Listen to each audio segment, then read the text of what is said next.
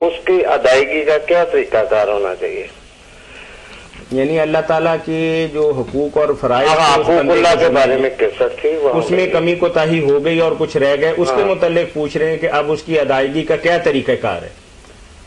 اس بارے میں بھائی امین صاحب جی کچھ لوگ تو کہتے ہیں کہ یہ بدنی بات ہے نا، جو بدن کے ساتھ کی جاتی ہے، روزہ یا نماز، یہ کوئی کسی کی طرف سے نہیں کر سکتا، اگر رہ گئے تو اللہ معاف کرے اسے، ہم نہیں کچھ کر سکتے، دعائیں کر سکتے ہیں۔ جی جی جی، یہ امام ابو حنیفہ رحمۃ اللہ علیہ کا خیال ہے۔ دوسرے ہیں جو کہتے ہیں کہ اس کی طرف سے فرض روزے اور جو منت مانے ہوئے تھے نا روزے یا نمازیں، وہ اس کے وارث قضا کریں، جی وہ پڑھیں، جی جی، یہ امام شافعی کہتے ہیں۔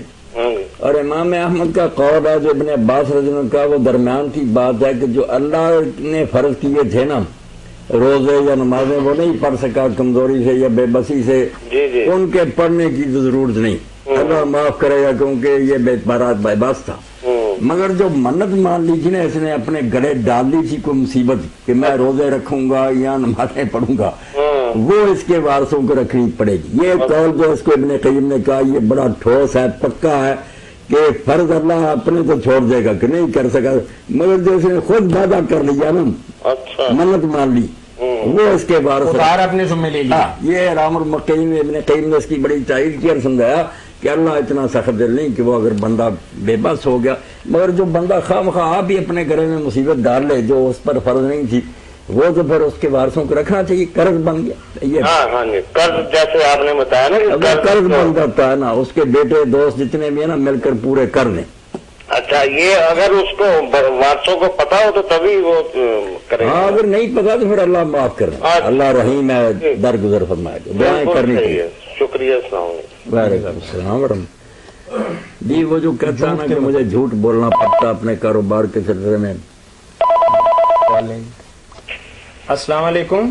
وعلیکم السلام۔ جی جی بھائی، جی مولانا اسحاق صاحب سے بات کرنی تھی۔ فرمائیں۔ جی مولانا صاحب بول رہے ہیں؟ جی میں بول رہا ہوں۔ ہاں جی مولانا صاحب، میں پیپلز کالونی سے بول رہا ہوں۔ ہیلو جی جی فرمائیں نا۔ ہمارا ایک مسئلہ ہے، ہماری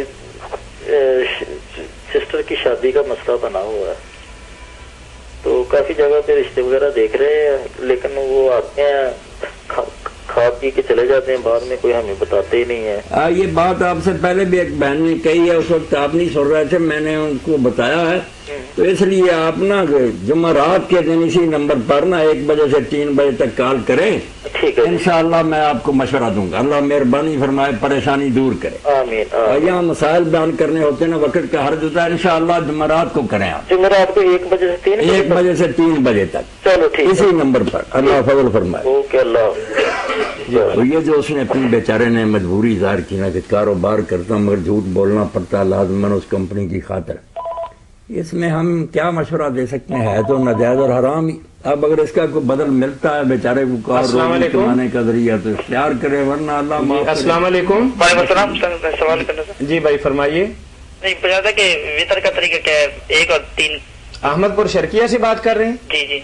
کیا وطر کس طریقے سے ادا کرنا چاہیے؟ فطر اگر ایک ہی آپ پڑھتے ہیں تو پھر تو کوئی بات ہی نہیں ہے، اللہ اکبر کا دعا پڑھی، اس کے بعد سورہ فاتحہ اور سورت پڑھی، بعد میں رکوع سے پہلے دعائے قنوت پڑھی، پھر رکوع کیا، سجدے کیا۔ اور نہیں، یہ پوچھنا ہے کہ ہاتھ اٹھا کر یا ہاتھ باندھ کے پڑھ سکتے ہیں؟ اس بارے میں کوئی سختی نہیں، اگر آپ ہاتھ اٹھا رہے ہیں تو یہ بھی سلف میں سے کئی لوگوں نے کیا، اچھا طریقہ تو یہی ہے۔ اچھا، ویسے خود امام ابو حنیفہ رحمۃ اللہ علیہ کے شاگرد ابو یوسف رحمۃ اللہ علیہ بھی کہتے ہیں کہ سینہ کے برابر ہاتھ اٹھانا چاہیے، کیونکہ قنوت ہم نے لی ہے ابن مسعود رضی اللہ عنہ سے، اور ان کے مولا بیان کرتے ہیں کہ وہ اپنے سینہ کے برابر ہاتھ اٹھاتے تھے، اسی لیے تقی عثمانی بھی کہتے ہیں یار معقول بات تو یہی ہے، یہ دعا ہے، یہ کوئی تلاوت ہے، تو کر لے تو اچھا ہے، ورنہ اگر نہ کرے اور باندھ کر بھی پڑھ لے تو یہ بھی کئی لوگوں نے ایسا کیا سلف صالحین میں سے، دونوں طریقے ٹھیک ہیں۔ اور اس کا یہ والی دعا پڑھ سکتے ہیں، اللہم انا نستعینک ونستغفرک؟ ہاں پڑھ سکتے ہیں، کوئی حرج نہیں۔ یہ حدیث میں ثابت ہے؟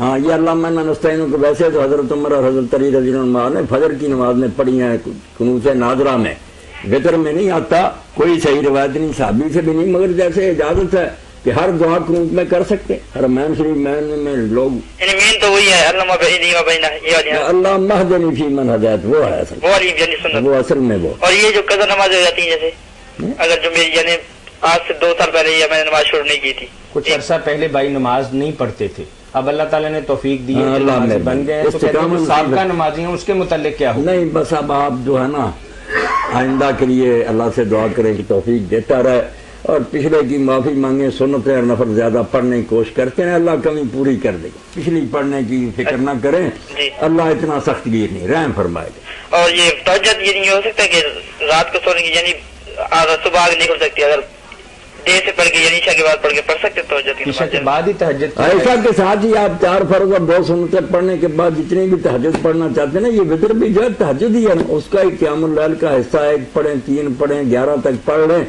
بالکل یہ عشاء کی 2 سنتوں کے بعد وقت شروع ہو جاتا رات کی. 3 وتر میں قاعدہ کرنا لازمی ہے, قاعدہ کرنا جو تشہد کرتے ہیں درمیان میں 2 رکعت کے بعد, 2 رکعت کے بعد 3 رکعتیں اگر پڑھ رہا ہوں نا وتر, 3 رکعتیں اکٹھی پڑھنی نہیں چاہیے. اللہ کے رسول نے منع فرمایا ہے, لا توتروا بالصلاۃ, 3 نہیں پڑھنی چاہیے. جب لوگوں نے دیکھا کہ 3 سے منع کیا اور 3 پڑھنے کو چھوڑا بھی نہیں, تو خود ہی نکال لی بات کے درمیان میں تشہد نہ پڑھو.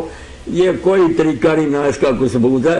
اس سے بہتر ہے کہ 2 رکعتوں پر سلام کہیں, 1 الگ پڑھیں. یہ ہے طریقہ جو صحیح حدیثوں میں ثابت ہے, ورنہ ایک ہی پر بس کریں. یا پھر یوں کر سکتے ہیں کہ قاعدہ درمیان تشہد نہ کریں, تیسرے پہ کھڑے ہو جائیں. ہاں, یا تو دونوں پر پڑھے نا, یہ صحابہ کرام پڑھتے تھے حضرت انس وغیرہ, یہ جو مغرب کی طرح پڑھ لینا نا, یہ بھی نہیں ٹھیک ہے, اور قاعدہ نہ کرنا بھی نہیں ٹھیک. اس میں پڑھنا نہیں چاہیے, جیسے امام شوکانی کہتے ہیں کہ اور طریقے تھوڑے, کیوں اس طریقہ میں پھنستے ہو جس کو آپ نے منع کر دیا کہ نہ 3 رکعت اکٹھی پڑھو. اچھا شکریہ. چلیں بہت شکریہ بھائی آپ کے کال. اللہ, تو یہ بندہ خدا اگر مجبور ہے تو ہم اس کی مجبوری کا کیا کر سکتے ہیں, تو سارا گناہ جھوٹ بولتا ہے ان کی خاطر.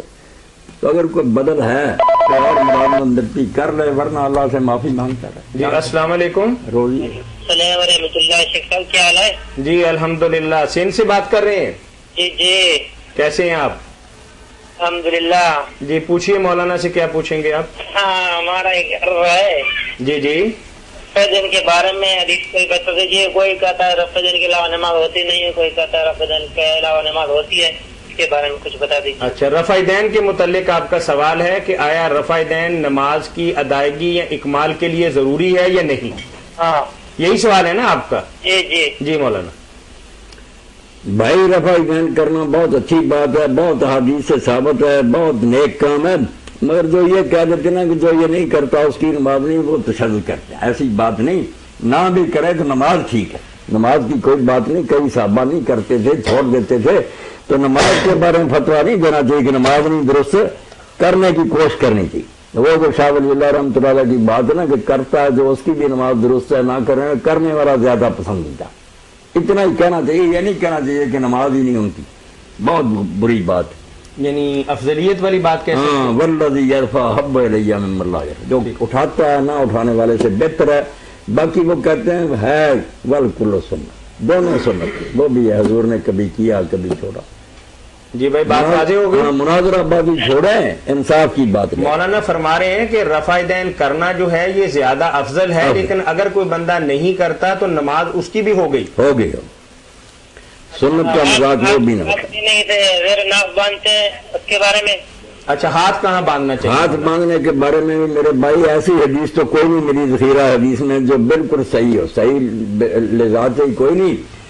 اہل حدیث علماء کچھ روایتیں ملا کر مرسل منقطع ان کو کہتے ہیں, اس میں چلو کوئی جان زیادہ ہے, باقی جو کہتے ہیں ان کی کمزور ہے. روایت میں ذکر ناف کے نیچے بھی ہے, ناف کے اوپر بھی ہے, سینے پر بھی ہے. تو بات وہ امام ابن المنذر کی ہے رحمۃ اللہ علیہ کی کہ حضور سے جگہ نہیں ثابت ہوئی کہ کہاں ہاتھ باندھنے, کوئی صحیح حدیث نہیں ملی. اس لیے نمازی کی مرضی پر, یہی امام ترمذی لکھتے ہیں کہ اہل علم نے چھٹی دی ہے نمازی کو کہ جہاں دی چاہے باندھنے کی بہت حدیثیں ہیں, جگہ نہیں ملی. مولانا تھوڑی سی ایک گنجائش دیجیے گا کہ آپ کی رائے میں بے شمار, آپ نے ماشاءاللہ بہت علم حاصل کیا ہے, تو آپ کی اپنی ذاتی تحقیق کہاں آ کے رکتی ہے؟ میری ذاتی تحقیق یہی ہے جو امام اوزاعی رحمۃ اللہ علیہ کی, کہ نمازی جو اس کی مرضی, کبھی نہیں